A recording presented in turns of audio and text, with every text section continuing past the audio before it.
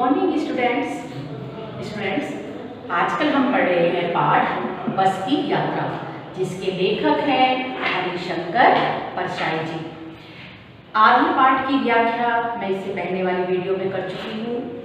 अब हम आगे पढ़ेंगे। पहले आज जो पाठ हम पढ़ेंगे उसके शब्दार्थ देख लेते हैं। पहला शब्द है निमित्त, कारण, गोता, डुबकी लगाना, इत्तेफाक, संयोग, बियाबान, उजाड़खंड, उजाड़ जगह, प्रयाण, प्रयाण प्रस्थान करना, मरना, बेताबी, बेचैनी, अंत्येष्टि, दाह संस्कार, अंतिम संस्कार जिसे कहते हैं। ये सामने मुख्य बिंदु आपको लिखी गई होंगे कि आगे जो पाठ हम पढ़ने वाले हैं उसके मुख्य क्या क्या बातें हैं जो हम पढ़ेंगे। सबसे पहले हमने अब तक पढ़ा था बच्चों कि लेखक ने बस की यात्रा करनी शुरू करी।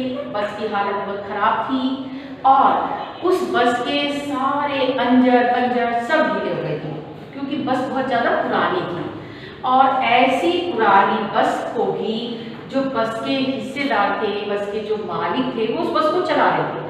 उन्हें जरा भी चिंता नहीं थी कि ये बस कहीं भी यात्री को धोखा दे सकती है, कहीं एक्सीडेंट हो सकता है।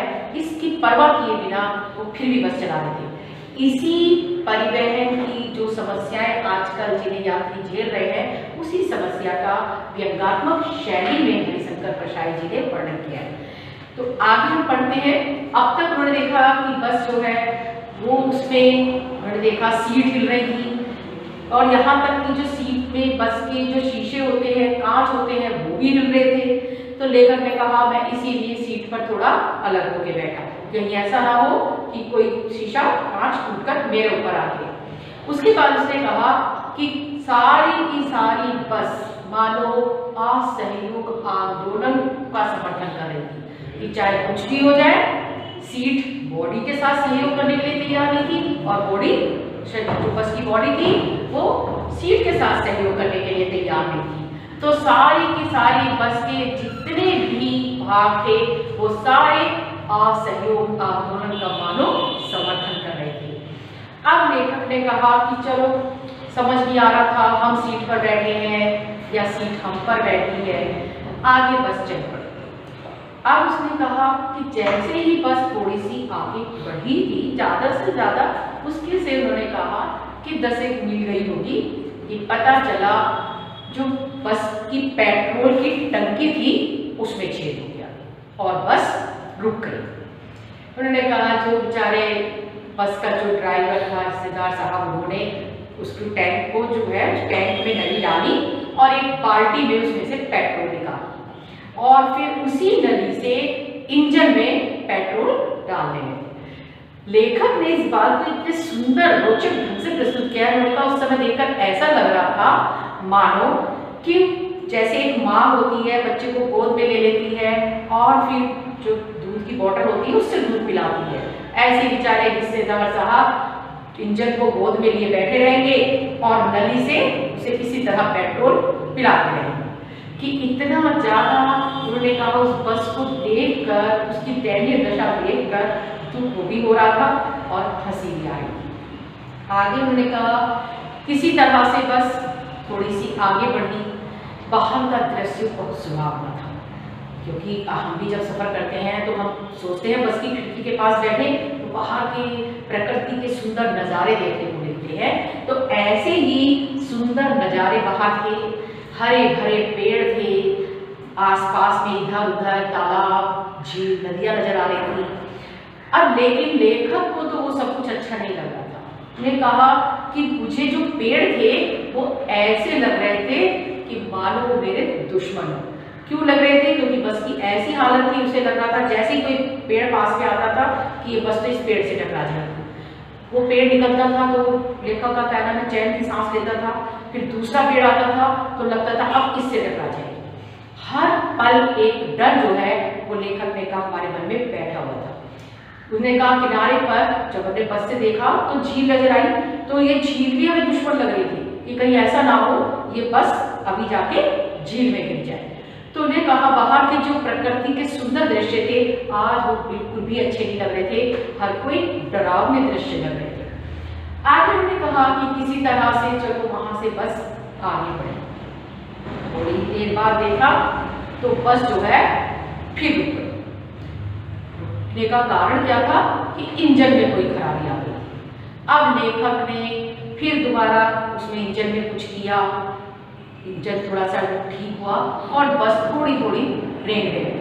ने कहा बस की स्पीड पहले से भी और कम हो गई। लेखक ने इसका इतना व्यंग्यात्मक शैली, इतना रोचक ढंग से वर्णन किया है। उन्होंने कहा कि जब वो बेचारी रेंगती हुई चल रही थी तो हमें उस पर तरस आ रहा था कि अरे बेचारी इतनी बूढ़ी है और हम देखो अच्छे खासे जवान इसमें बेचारी पे लद कर बैठे, शर्म भी नहीं आ रही कि बूढ़ी को इतना कष्ट दे रहे हैं, पता नहीं बेचारी हमारे वजन को सहन कर पाएगी नहीं कर पाएगी, कहीं ऐसा ना हो कि रास्ते में ही दम हो गई। उन्होंने कहा और ये रास्ते में, क्योंकि एक तरह से लेखक ने खुद ही वर्णन किया, शाम को उसने चलना शुरू किया था, अब रात हो गई थी कि अगर इस बेचारी के रात में कहीं प्राण निकल गए तो इसका दाह संस्कार करने में भी रात एक तरह से ऐसी जगह पर बड़ी मुश्किल होगी। तो लेखक ने बहुत ही अच्छे ढंग से उसका वर्णन किया कि कैसे उसे उस बेचारी बूढ़ी बस पर दया भी आ रही थी और ने कहा जो बेचारी इस लायक नहीं है कि उसे चलने के लिए कहा जाए तब भी ये जो है कंपनी के मालिक उस बेचारी को जबरदस्ती चला रहे हैं। और उन्होंने कहा आगे बस चली तो उसकी लाइट जो थी बस की वो और भी कम हो गई थी। ऐसा लग रहा था जैसे बूढ़ी औरतें होती है ना, वो आंख से दिखाई नहीं देता तो बेचारी थोड़ा थोड़ा सहारा लेकर रेंगती हुई से आगे बढ़ती है कि बस की भी अब वही हालत है। धीरे धीरे बेचारी रास्ता टटोलती भी मानो आगे बढ़ रही थी। कोई दूसरी सवारी बराबर से निकलती थी तो वो रुक के खड़ी हो जाती थी कि भैया जाओ तुम जाओ, मेरा तो टाइम आ गया है, मैं तो अवस्था ऐसी है, बुरी अवस्था है, तो मैं तो तुम्हारा बराबरी कर नहीं पाऊंगी, इसलिए तुम चली जाओ। और उसने कहा इस तरह वो कोई भी सवारी आती थी तो वो बस हमारी रुक जाती थी और उस सवारी को जाने देती थी। इस तरह उन्होंने कहा अब वो बेचारी रास्ता टटोलती टटालती धीरे धीरे आगे बढ़ रही थी। लेखक का कहना है कि ऐसी बस की हालत थी तब भी जो हिस्सेदार साहब उस बस में बैठे हुए थे बस के, वो कह रहे थे अरे बस तो फर्स्ट क्लास है, वो तो एक फाक की बात है, एक चांस की बात है कि आज बेचारी धोखा दे गई, थोड़ा सा नहीं चल पा रही है, लेकिन बस तो वो चलती है, बहुत अच्छी कंडीशन की है।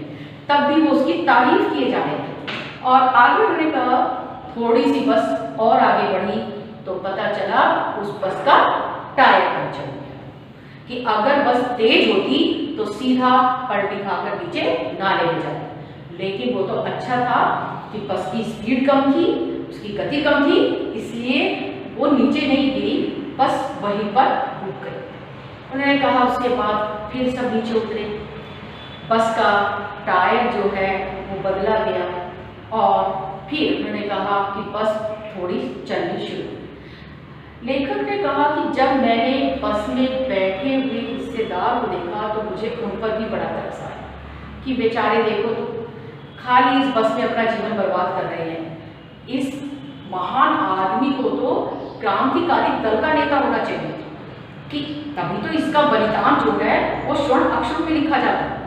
इन्होंने कहा यहाँ क्या कर रहा है बेचारा कि एक केवल टायर के लिए अपनी जान खतरे में डाला, कि एक तरह से उन्हें मालूम है कि बस की हालत कितनी खराब है, खुद भी उसमें सफर कर रहा है, उसे मालूम है कि मेरी जान की यात्रियों के साथ जा सकती है, लेकिन फिर भी बेचारा बस में बैठा हुआ है।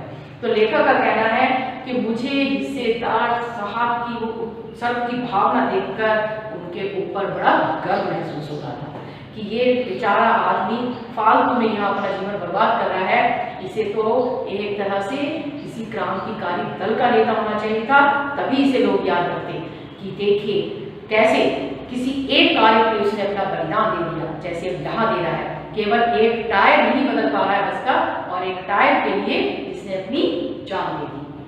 तो लेखक ने जो बस में हिस्सेदार साहब बैठे थे उनके बारे में भी कुछ उल्टा सीधा नहीं कहा, जबकि कोई और होता तो गुस्सा ही आता कि बताओ ऐसी बस चलाई क्यों रखी है, लोगों से यात्रियों से पैसे तो पूरे ले रहे हो लेकिन ढंग की बस भी नहीं चला सकते जिसके टायर अच्छे हों, बॉडी अच्छी हो।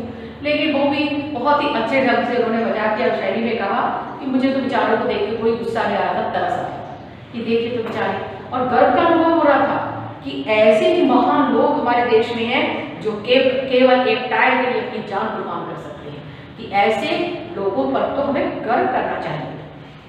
अब लेखक ने कहा कि अब तो हम बस में बैठ गए।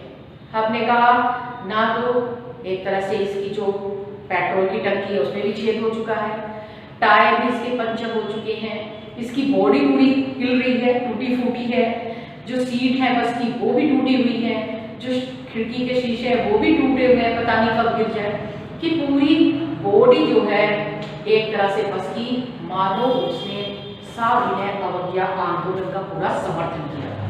सविनय अवज्ञा आंदोलन सबको मालूम है ना, जो गांधी जी ने चलाया था कि अंग्रेजों की आज्ञा ना मानना, और वो भी विनयपूर्वक, कि कोई हिंसा नहीं करेंगे, कि अहिंसावादी ढंग से ही, लेकिन विनयपूर्वक हम अंग्रेजों की आज्ञा का पालन नहीं करेंगे।